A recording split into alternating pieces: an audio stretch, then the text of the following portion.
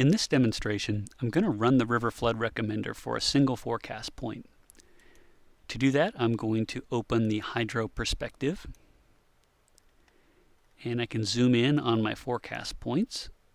If I double click on the forecast point, we see we get a red box. If I right click on it, we see we have no option to create any hazards from it yet. I have to load hazard services first. So I'm going to click on the yellow H button, and then when I right click on that forecast point, we see that there's an option to create a hazard. Before I do that, I want to note that I have the non-river setting configured as my default. So because I'm going to be doing river flood recommender running, I'm going to change my load settings under my setup icon to be hydrology river. That way my columns are going to be organized for river flood usage. So I just right click on this forecast point, and before I run the recommender, I want to show you what is in the hydro database. So I'm going to run time series here, and I'm going to select the observed and forecast values. So the current time is this white bar, and in purple are the observed values.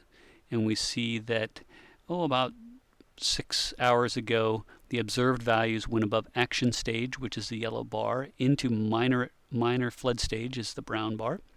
And then currently we are in minor flood stage. So when we run the recommender, it should be recommending a warning with us being in minor flooding.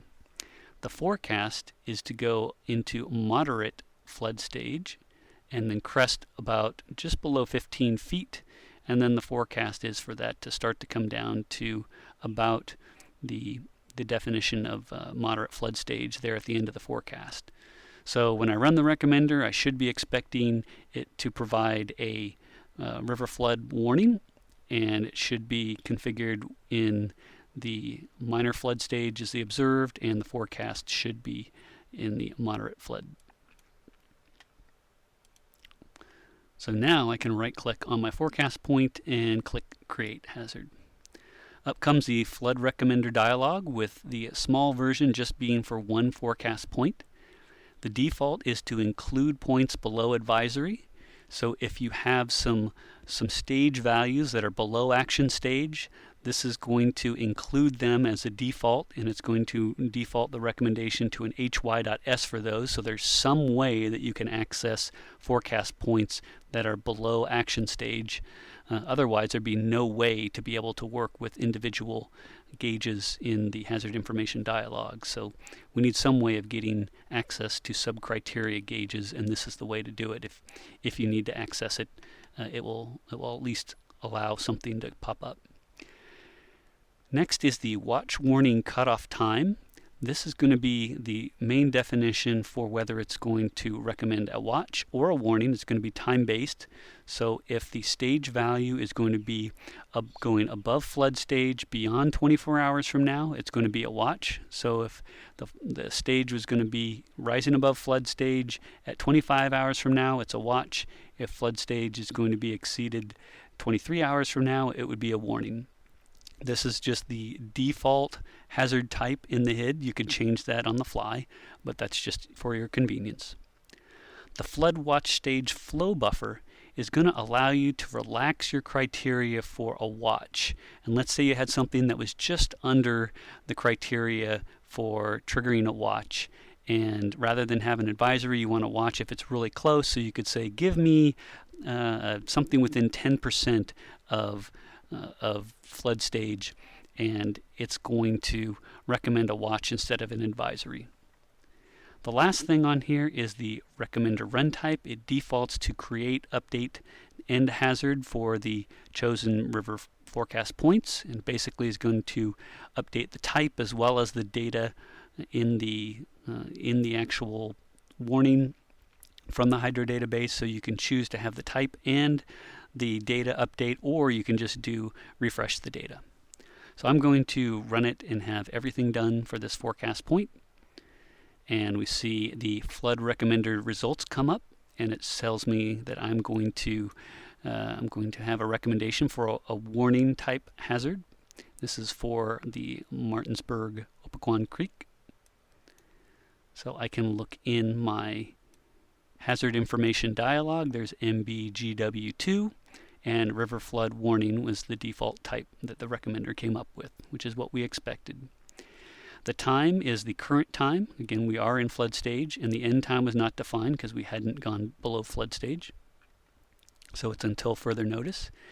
The details section of the HID has 3 separate tabs for river flood products. There's the point details tab, the crest comparison tab, and the impact statement tab. The point details allows us to select our immediate cause. It could be snowmelt, it could be excessive rainfall. There's the observed flood category is minor, with the forecast is to go into moderate, so that's what we expected. Could also interact with the flood record status. There's an option to include a flood point table. I can show you what that is by clicking on it in the product. And then it's got the rise above time was actually at 7Z, that was a few hours ago on the 17th, and the crest time is in the future, about 36 hours. And one of the neat components of the point details tab is this graphical time editor. So the graphical time editor is very similar to time series. It doesn't give you access to the hydro database and allow you to change things there, but it does give you a way to visualize the observed values in yellow and the forecast values in green. And it does allow you to interact with this, so we can see that the rise above time, where it exceeds the brown line, is going to be denoted by this R. The B is the beginning time of the warning, and then C is the crest time. So we can actually move these bars, and if you look at the times here, that they actually change. So you could actually change some of these things and visualize some of it here. I could change the crest value to show me what 15 feet is. I can apply it. There is a pop-up to say that whenever I do make changes to the crest or the times, it is actually going to remember this and apply it and then put it into the product. So I know that that is it's possible, so I'm going to at least allow us to at least see what this looks like by clicking yes. We see, okay, there it is. That's pretty much right at that major flood stage. It's going to be, that's what 15 feet looks like. So I can reset this and get it back to the way it started. So maybe one of the few things I might do with this is maybe just tweak the end times in certain situations. If you need to do anything product specific, this is where you visualize it, and it will retain this information in your product, but it doesn't save it to the hydro database. That's all for time series, and that's not connected to what goes out with the AHAP stuff. This just is what's going to be reflected inside your warning. So I'm going to cancel out of this because I don't want any of that to be applied, but I just wanted to show you, you can at least use that to just have a quick look at the observed and forecast values. The crest comparison tab has a lot of the basic values here. The current observations 11.59 feet with the max forecast 14.7 feet, and the flood stage is 10. Down at the bottom here, it has the actual nearest match of a crest value from your archive database. So if I click on that, and we see there's these little arrows down on the bottom at the top.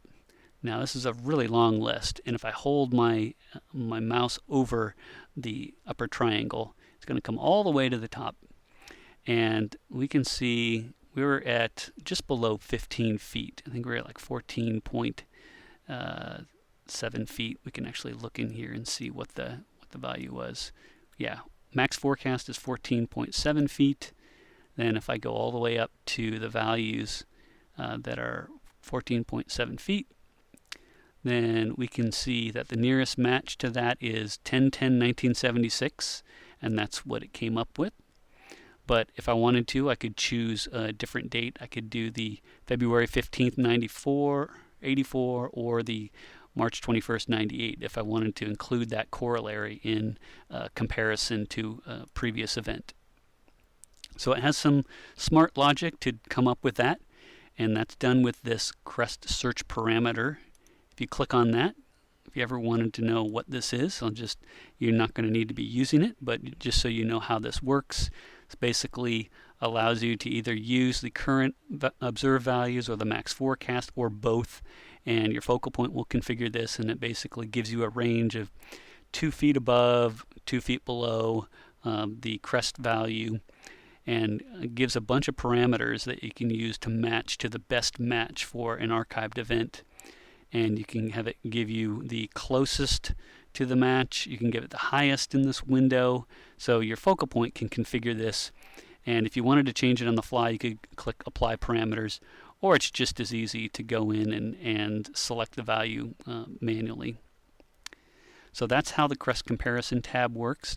The Impact Statement tab has a lot of the same information up at the top, but it has a list of all the impacts that are in your hydro database. And I've got it configured to just give me the closest value to that 14.7 feet is 15 here. If I wanted to change that on the fly, I could.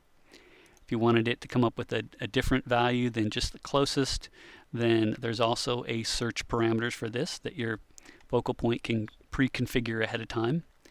And instead of doing the closest, you could do all below. If I click Apply, you can see that that's going to give me every single impact statement, which that's kind of overkill. So I've got this all configured ahead of time to be the closest. So it's going to be a single value, is 15 feet.